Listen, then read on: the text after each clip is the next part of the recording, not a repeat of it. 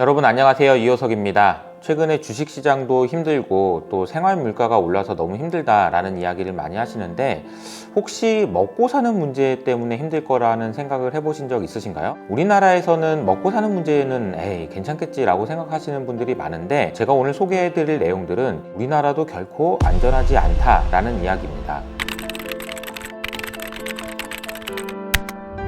최근 이코노미스트의 발표에 따르면 대한민국의 식량 안보 지수는 OECD 국가들 중에서 최하위권이라고 발표됐습니다. 이 말은 식량을 무기화했을 때 우리나라도 결코 안전하지 않다라는 것을 의미합니다. 최근에 세계은행의 발표에 따르면 식품 가격이 1% 상승할 때마다 전 세계적으로 1,000만 명 정도가 추가적으로 극심한 빈곤에 시달릴 수 있다라는 이야기가 나오고 있습니다. 그런데 다들 알고 계신 것처럼 최근에 식량 가격이 정말 많이 올랐잖아요.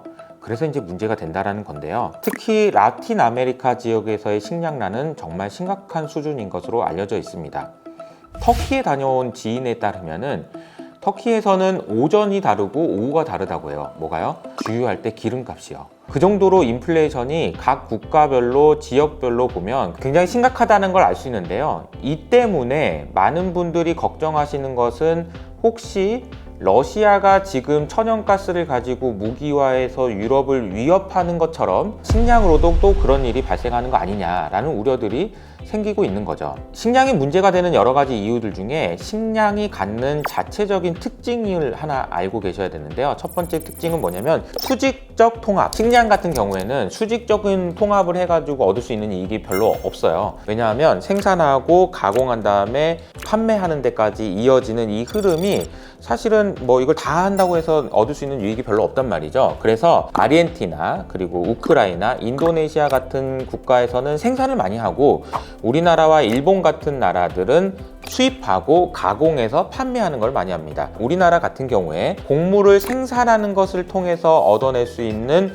부가가치가 약 6,500억 원 정도예요. 근데 이에 반해서 가공하고 그리고 소비하는 것을 통해서 얻어지는 부가가치의 총량은 약 973조 원이라고 합니다. 이게 차이가 150배나 납니다. 그만큼 우리나라는 곡물을 생산해서 뭔가를 만들어내기보다는 가공하고 소비하는 데서 부가가치를 많이 만들어낸다라는 이야기가 되겠습니다. 특히 우크라이나 전쟁 이후에 이런 먹을 거 가지고 싸우는 일들이 많이 발생하고 있습니다. 실제로 보면은 식량 보호주의라는 것이 있는데요. 국가의 식량 안보 보장을 위해서 수출 제한 조치 혹은 보조금 지급 등을 통해서 식량 수출을 통제하거나 비축을 확대하는 걸 의미합니다. 이게 무슨 얘기냐면 쉽게 얘기하면 옛날에 우리 초등학교 때 먹는 거 가지고 싸우는 것처럼 이거 내 거야 뺏어가지 마 이렇게 지금 쟁여놓는다는 의미가 되겠습니다. 이게 얼마나 심각한 건지를 보니까요. 2022년에 총합해 보니까 대략 57건의 수출 제한 조치가 있었어요. 그런데 놀라운 사실은 57건의 수출 제한 조치 중에서 45건이 러시아와 우크라이나의 전쟁이 일어난 이후에 일어났다는 사실입니다. 그러니까 뭔가 전쟁이 일어나고 나서 사람들이 친구들끼리 나눠 먹다가 아니야 이렇게 됐다라는 거죠. 아니야 안 돼. 우리 먹고 살 것도 없어. 대표적인 사례가 중국이 밀을 저장해 놓은 재고 수준을 보면 알 수 있는데요. 중국의 밀 재고량은 올해 5월 말 기준으로 봤을 때 약 전 세계에서 밀의 재고의 50%에 해당되는 1억 4천만 톤을 재고로 쌓아놓고 있다고 합니다.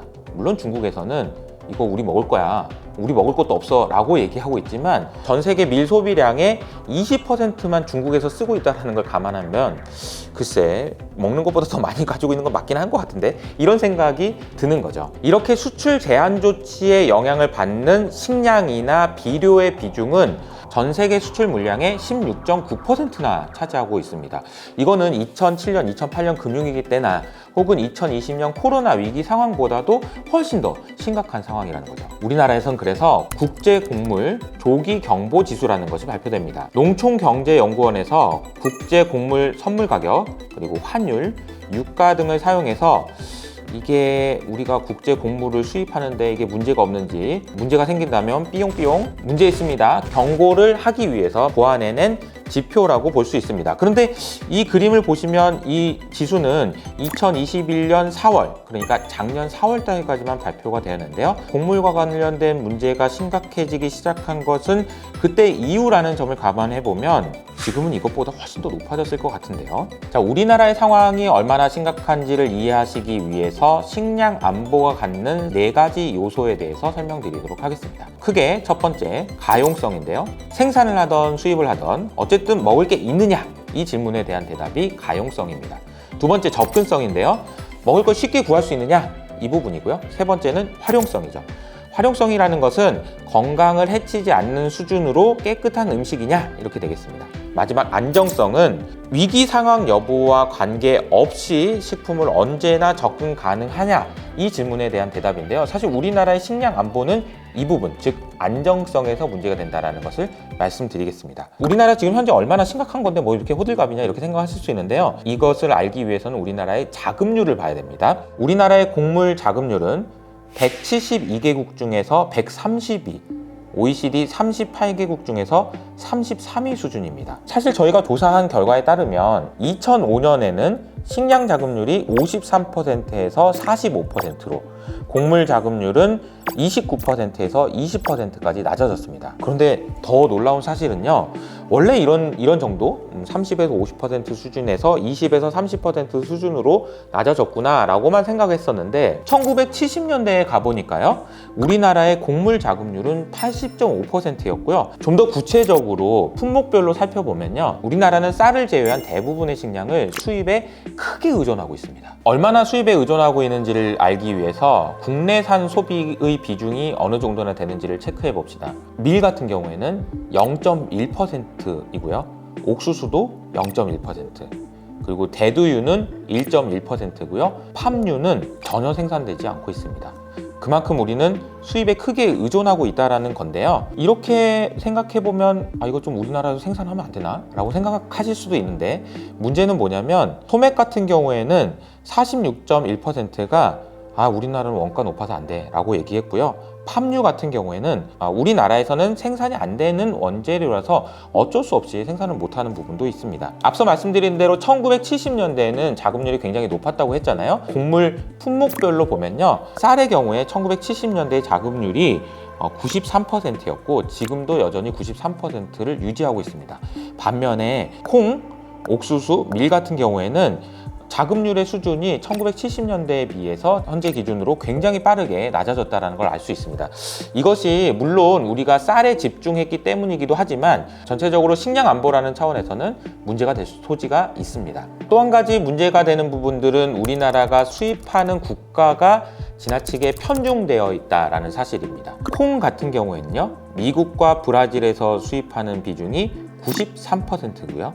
옥수수 같은 경우에는 미국, 브라질, 아르헨티나에서 수입하는 비중이 82%입니다.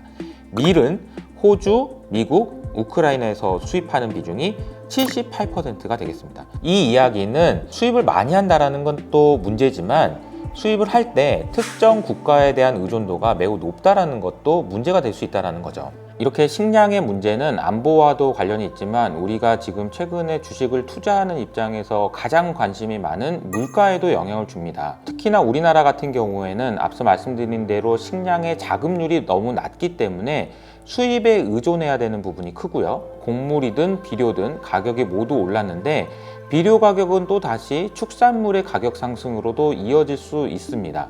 게다가 우리나라는 환율도 약세죠. 그래서 세 가지를 모두 고려하게 됐을 때 식량 가격이 물가에 미치는 영향도 향후에 주목해서 봐야 될 것 같습니다.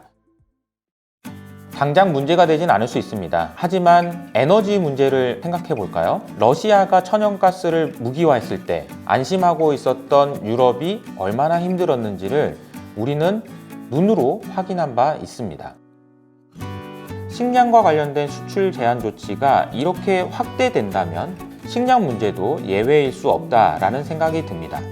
특히나 우리나라처럼 자급률이 낮고 특정 국가에 대한 의존도가 높은 나라에서는 더욱 그러할 겁니다.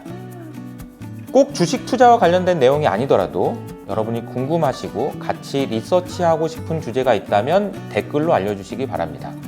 이호석 아카데미에서 꼭 공부해서 여러분들에게 알려드리도록 하겠습니다. 지금까지 이호석 아카데미였습니다. 감사합니다.